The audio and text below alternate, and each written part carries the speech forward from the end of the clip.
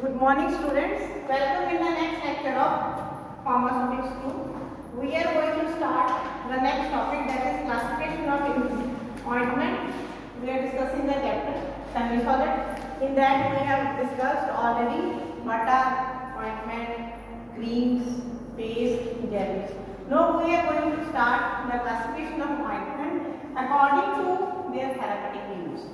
In the previous lecture, we have discussed the type of ointment according to the penetration. Now, according to therapeutic use. According to therapeutic use, there are many types of ointment. First is anti-eczematic ointment. Ointment which are used in the condition of eczema, which is very serious skin condition. In this condition, these type of ointments are used to remove oozing and excretion. Oozing, to remove the oozing, the secretion of the vesicles. Skin के ऊपर जो vesicles बन जाते हैं, उनकी जो weeping skin condition होती है, मतलब जो सिक्रीशन उन जगहों से, उन वूंड से बाहर आती है, उन कंडीशंस में जो आपकी सिक्रीशंस हैं, जो एक्सक्रीशंस हैं, उनको रिमूव करने के लिए जो ऑइंटमेंट हम यूज करते हैं, उन्हें हम कहते हैं एंटी एक्ज़मेटिक ऑइंटमेंट। क्लियर? तो ये जो ऑइंटमेंट होती है कौन सी होती है? हाइड्रोकॉर्टिसोन ऑइंटमेंट, इस्टेमोल ऑइंटमेंट, कोल्टाप सैलिसिलिक एसिड ऑइंटमेंट। इन ड्रग्स की ऑइंटमेंट हम एक्जिमा में यूज करते हैं, जो वुंड्स होते हैं उनकी सिक्रीशंस को रिमूव करने के लिए, एक्सक्रीशंस को रिमूव करने के लिए। सेकंड आती है आपकी एंटीबायोटिक ऑइंटमेंट। ये रूटीन में आप सभी जानते हो, बहुत सारी एंटीबायोटिक उनकी ऑइंटमेंट जो है हम यूज करते हैं। ये जो ऑइंटमेंट्स होती हैं, इनका पर्पस क्या होता है? टू किल और prevent the growth of micro organism. ठीक है, इसके लिए ये यूज होती हैं। तो एंटीबायोटिक आप जानते हैं इतनी तरह की जो ऑइंटमेंट्स हैं, जैसे डेसिकेसिन है, क्लोरटेट्रासाइक्लिन है, नियोमाइसिन है, क्वार्टर अमोनियम कंपाउंड्स हैं, इनकी ऑइंटमेंट्स। उसके बाद नेक्स्ट आता है एंटी फंगल ऑइंटमेंट, फंगस की ग्रोथ को प्रिवेंट करने वाली। ठीक है, जब फंगस को किल करने वाले ऑइंटमेंट्स को हम कहते हैं एंटी फंगल। बड़ा इजी टॉपिक है, जैसा नाम है ऑइंटमेंट का वैसा ही उसका पर्पस है।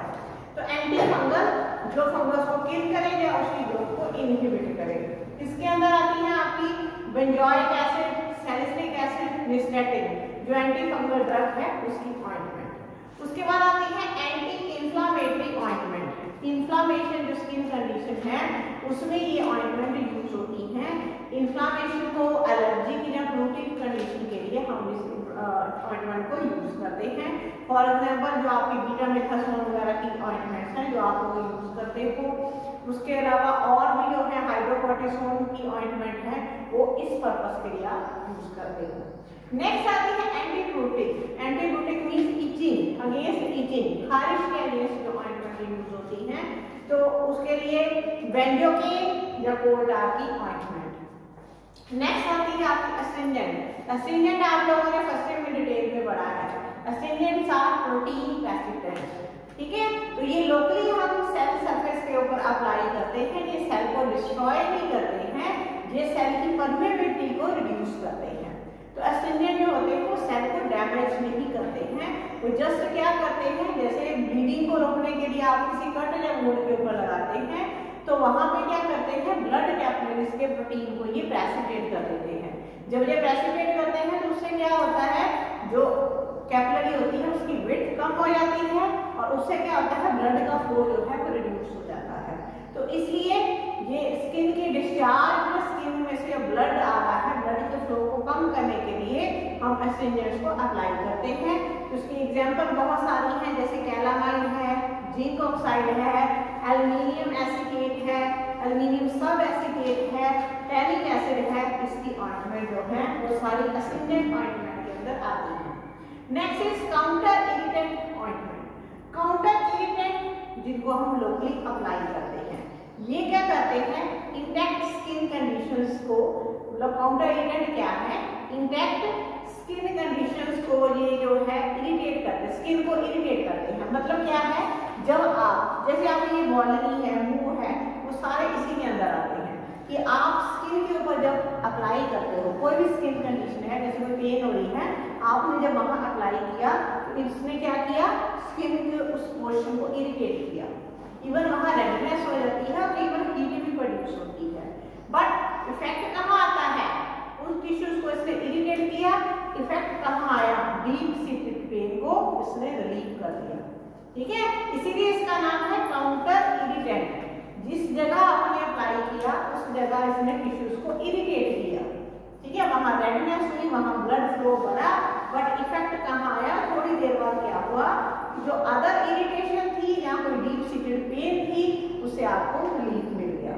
तो इसके लिए आप यूज करते हैं, जैसे कोई आयोडीन की ऑइंटमेंट्स हैं, जैसे आयोडेक्स वगैरह आप यूज करते हैं, या मिथाइल सैलिसाइलेट की जितनी ऑइंटमेंट है, डिक्लोफेनिक जेल वगैरह में भी आजकल मिथाइल सैलिसाइलेट वगैरह सारे कॉम्बिनेशन पड़ रहे हैं। उसके बाद आती है आपकी ointment use for dandruff treatment. Dandruff scalp की प्रॉब्लम है, फंगल इन्फेक्शन की वजह से भी होती है, तो डैंड्रफ के ट्रीटमेंट में जो आप यूज कर रहे हैं उन ऑइंटमेंट को, उसमें हम कौन सी देते हैं, हम देते हैं सैलिसिलिक एसिड, सिट्रामाइड, कीटोकोनाजोल, बहुत सारी ड्रग्स की ऑइंटमेंट जो है डैंड्रफ के ट्रीटमेंट में यूज होती है। नेक्स्ट आती है आपकी इमोलिएंट। इमोलिएंट वर्ड का मीनिंग आप जानते हो, which are used to soften the skin. ठीक है, ऐसे एजेंट जो स्किन को सॉफ्ट करने के लिए यूज होते हैं वो इमोलिएंट होते हैं। तो इसमें आपकी आती है जैसे सॉफ्ट पैराफिन की ऑइंटमेंट आ गई, कोल्ड क्रीम आ गई, water in oil combustion type आ गई, वो इमोलिएंट के अंदर आती है। उसके बाद आती है केराटोलाइटिक एंड केराटोप्लास्टिक ऑइंटमेंट। केराटोप्लास्टिक का मतलब क्या है, स्किन की जो हॉर्नी लेयर है उसकी थिकनेस को बढ़ाना, और केराटोलाइटिक उस हॉर्नी लेयर को रिमूव करना, डिस्ट्रॉय करना। आपने देखा होगा कई लोगों के ब्लैक मस्से टाइप होते हैं, उनको भी रिमूव किया जाता है। तो केराटोप्लास्टिक जो है वो हॉर्नी लेयर को थिक करती है, केराटोलाइटिक जो है उस लेयर को रिमूव करती है। ठीक है, तो इसकी जो एग्जांपल है वो है कोल tar ऑइंटमेंट। उसके बाद आती है आपकी पैरासाइटिसाइडल ऑइंटमेंट। पैरासाइट में लिविंग इन्फेस्टेशन हमारी बॉडी में एग्जिस्ट करती हैं, जैसे लाइस है, टिक्स हैं, ये जो होती हैं इनको किल करने के लिए जो हम यूज करते हैं उनको पैरासाइटिसाइडल ऑइंटमेंट कहा जाता है। तो इसके लिए आप यूज करते हैं benzoyl benzoate, gamma benzene hexachloride, sulphur की ऑइंटमेंट। उसके बाद नेक्स्ट आती है आपकी प्रोटेक्टेड ऑइंटमेंट। नाम से आपको समझ में आ रहा है कि आपकी स्किन को प्रोटेक्ट करने के लिए ये जो ऑइंटमेंट यूज होती हैं, तो ये आपकी स्किन को मॉइस्चर से, ड्राई विंड से, डस्ट पार्टिकल जो एटमॉस्फेयर में एग्जिस्ट कर रहे हैं, सन रे से, कोई केमिकल इरिटेंट है, इवन कई लोगों को सोप वगैरह से एलर्जी होती है, तो हर उस चीज से आपकी स्किन को प्रोटेक्ट करके रखती है। तो इनको हम बोलते हैं प्रोटेक्टेड ऑइंटमेंट। और इसमें आप यूज करते हैं जैसे सिलिकॉन है, पेट्रोलेटम है, टाइटेनियम डाइऑक्साइड है, कैलामाइन है, जिंक ऑक्साइड है, ये जो सारी ऑइंटमेंट्स हैं ये प्रोटेक्टेड ऑइंटमेंट की क्लासिफिकेशन में आती है। अब मान लीजिए आपको पेपर में 8 मार्क्स में क्वेश्चन आता है क्लासिफिकेशन ऑफ ऑइंटमेंट, तो आपको दोनों तरह की क्लासिफिकेशन लिखनी पड़ेगी। पहले आपको लिखना पड़ेगा अकॉर्डिंग टू द पेनिट्रेशन, और सेकेंड लिखनी पड़ेगी अकॉर्डिंग टू थेरेप्यूटिक यूज। ठीक है, इसके बाद हम बढ़ते हैं, नेक्स्ट टॉपिक है हमारा ऑइंटमेंट बेसिस। ऑइंटमेंट बेसिस आपकी फर्स्ट ईयर में भी डिटेल में पढ़े थे, अब और ज्यादा डिटेल आपको पढ़नी है। ऑइंटमेंट बेसिस जैसे मैंने प्रीवियस लेक्चर में बताया था कि बेस जो है एक यूज टर्म है जो व्हीकल की तरह यूज होती है। ऑइंटमेंट बेस क्या है, जो व्हीकल का काम करते हैं, और उसमें हम क्या करते हैं कि जो ड्रग को इनकॉर्पोरेट करते हैं। ड्रग आपकी जो है इमल्सिफाई हो सकती है, सस्पेंड हो सकती है, सॉल्युबलाइज हो सकती है, किसी भी फॉर्म में आप ड्रग को इसके अंदर इंट्रोड्यूस कर सकते हो। तो अब है आपके पास जो एक आइडियल ऑइंटमेंट बेस है उसकी क्या क्या प्रॉपर्टीज होनी चाहिए। तो कौन सी प्रॉपर्टीज है, ये सारे आपने जो है पॉइंट्स बना के लिखने हैं। तो सबसे पहले it should be inert. Inert होना चाहिए, वो किसी चीज के साथ जो भी इनकॉर्पोरेट किया है आपने किसी भी ड्रग के साथ ये रिएक्ट ना करे। सेकेंड क्या है, स्टेबल होना चाहिए, फिजिकली और केमिकली दोनों तरह से ये स्टेबल होना चाहिए। थर्ड क्या है, इट शुड बी स्मूथ, मतलब जो ऑइंटमेंट की प्रॉपर्टी तो बेस में भी आएगी, स्मूथ होना चाहिए, तभी आपकी ऑइंटमेंट जो है स्मूथ बनेगी।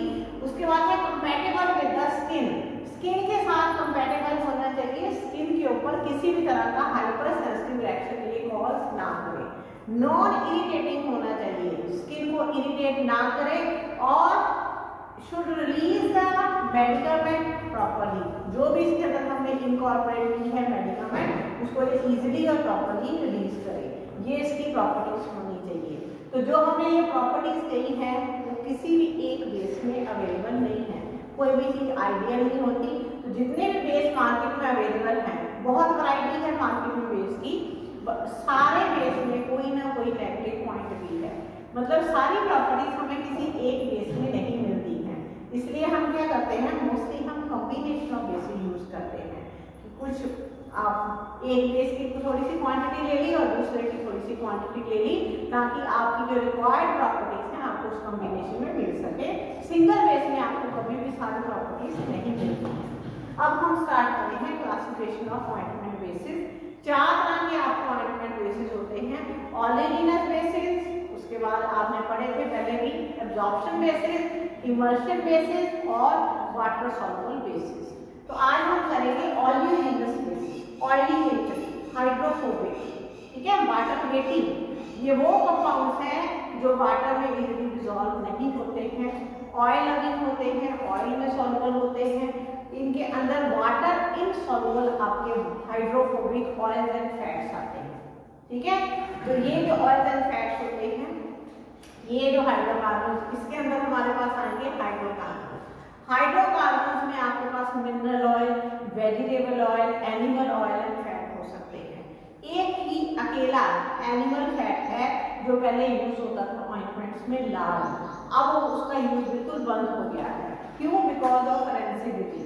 Rancidity means oxidative degradation of oil. इसलिए आजकल लाल जो है मार्केट में बिल्कुल भी नहीं चलता है। और वैसे भी अगर आप देखेंगे मार्केट में जो ऑइंटमेंट्स आ रही हैं उनमें इनका ट्रेंड बहुत कम हो गया है। आजकल जो है ऑलिगोजिनस बेसिस बहुत कम यूज हो रहे हैं। उसका कुछ रीजन है।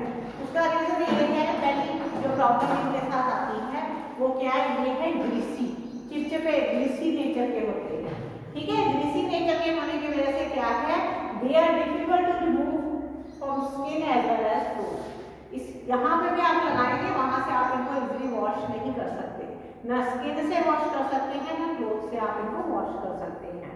फिर release of medicament is not certain, आप इनके बारे में श्योर नहीं हो कि आप ये ड्रग को रिलीज करेंगे या नहीं करेंगे, कब करेंगे, आप इनके बारे में श्योर नहीं हो। अगर आपने एनिमल फैट को इंक्लूड किया है तो रेंसिडिटी की प्रॉब्लम आ सकती है, स्मेल आती है ऑइंटमेंट में से कुछ टाइम के बाद। और लास्ट क्या है कि बहुत सारे जो फैटी मिक्सचर्स होते हैं, जब ये क्या करते हैं, जब आपने वुंड के ऊपर अप्लाई किया तो उस वुंड के ऊपर से जो ड्रेनेज या ओरिजिन है उसको प्रिवेंट करते हैं, और वहां से जो इवेपोरेशन हो रही होती है, पर्सपिरेशन की, जो कुटेनियस सिक्रीशंस की इवेपोरेशन हो रही होती है, उसमें ये इंटरफेयर करते हैं। उससे क्या होता है, उस पर्टिकुलर एरिया में क्या होता है, हीट बढ़ जाती है। जहाँ पे जख्म हुआ होता है उस पर्टिकुलर एरिया में हीट रिलीज होती है और वहाँ पेशेंट को सेक निकलना स्टार्ट हो जाता है। उससे क्या होता है, पेशेंट को डिस्कम्फर्ट की फीलिंग आती है।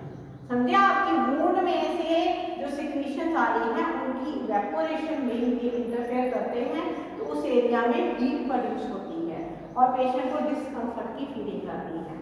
तो इसलिए भी इनका यूज जो है अवॉइड हो रहा है। तो ये है इनकी कुछ नेगेटिव पॉइंट्स जिनकी वजह से आजकल ये डिसफेवर हो रहे हैं। अब है इनकी एग्जांपल्स।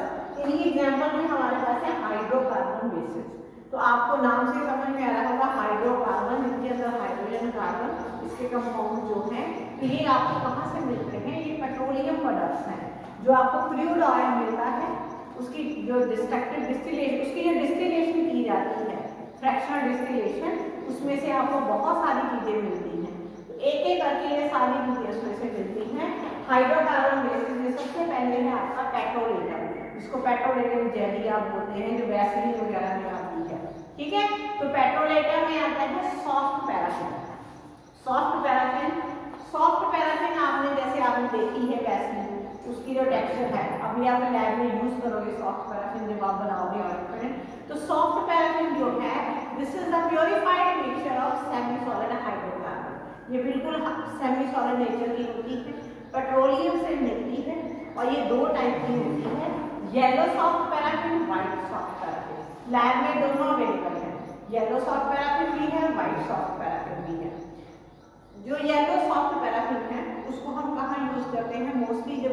आपकी कलर होती है वहाँ पे आप यूज करते हैं। White soft paraffin colourless drugs के लिए यूज होती है क्योंकि ये प्रोडक्ट के कलर में फिर इंटरफेयर नहीं करती है। जो येलो सॉफ्ट पैराफिन होती है इसका कलर पील येलो होता है और कई बार ट्रांसलूसेंट येलो मास होती है। 38 से लेकर 56 डिग्री तक इसका मेल्टिंग पॉइंट होता है और ऑर्डरलेस होती है। व्हाइट सॉफ्ट पैराफिन कैसे बनती है? येलो सॉफ्ट पैराफिन को ब्लीच करके उसके कलर को हम जो है रिमूव कर देते हैं और व्हाइट सॉफ्ट पैराफिन बन जाती है। आप लोगों को कई बार वाई करके रीजनिंग में क्वेश्चन आता है कि why white soft paraffin is not used in ophthalmic ointment. आपने देखा होगा कि जो ऑप्थेल्मिक ऑइंटमेंट है आईज में डालने वाली उन ऑइंटमेंट का कलर मोस्टली लाइट येलो होता है।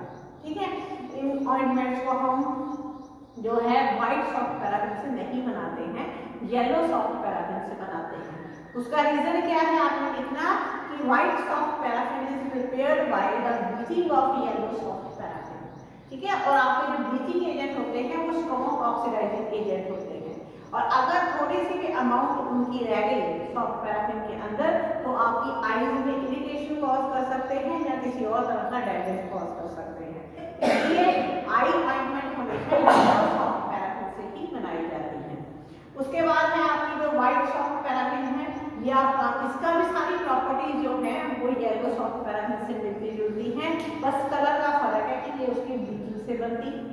इसका भी मेल्टिंग पॉइंट 38 to 56 डिग्री होता है और ये कब यूज होती है? जब आपकी जो मेडिकामेंट है व्हाइट हो या कलरलेस हो। उसके बाद आती है हार्ड पैराफिन। हार्ड पैराफिन नाम से आपको क्लियर हो रहा है वो पैराफिन जो सॉलिड स्टेट में है।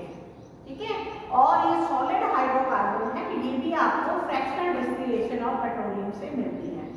और हार्ड पैराफिन जो होती है कलरलेस होती है, जब व्हाइट कलर की जो ट्रांसलूसेंट ऑर्डरलेस टेस्टलेस मास होता है। और इसको हम कहाँ यूज करते हैं? हम ऑइंटमेंट बेस को जब हार्ड और स्टिफ बनाने की कोशिश करते हैं तब उसके अंदर हम थोड़ा बहुत हार्ड पैराफिन डालते हैं। आप जब ऑइंटमेंट बनाओगे आप देखोगे ये बेस का फार्मूला है, उसमें दोनों बेस यूज हो रहे होते हैं। हार्ड पैराफिन भी यूज हो रहा होता है, सॉफ्ट पैराफिन भी यूज हो रहा होता है। और थर्ड होती है आपकी लिक्विड पैराफिन। लिक्विड पैराफिन जिसको हम व्हाइट मिनरल ऑयल भी कहते हैं। लिक्विड पैराफिन आपने काफी ज्यादा यूज की है, आपने इसको इमर्शन में भी यूज किया है। तो लिक्विड पैराफिन भी आपको कैसे मिलती है? पेट्रोलियम की डिस्टिलेशन से मिलती है। लिक्विड पैराफिन जो होती है ये जो है लैमिनेशन के लिए यूज की जाती है। वेट ग्राइंडिंग में जो है ऑइंटमेंट बेस की यूज होती है। और जो लिक्विड पैराफिन होती है मोस्टली इसका पर्पस क्या होता है? आपने देखा होगा ये ऑर्डरलेस होती, कोई इसकी स्मेल नहीं होती, कोई इसका कलर नहीं होता है, इसलिए किसी भी तरह से ऑइंटमेंट में इंटरफेयर नहीं करती है। इसका मेन पर्पस क्या है? इसका पर्पस है कि प्रॉपर कंसिस्टेंसी जो है ऑइंटमेंट की मेंटेन करना। तो आप जब बनाते हैं ऑइंटमेंट आप उसमें लिक्विड पैराफिन डालते हैं, जो सॉलिडिटी है ऑइंटमेंट की उसको रिड्यूस करके प्रॉपर कंसिस्टेंसी ऑइंटमेंट की मेंटेन करना।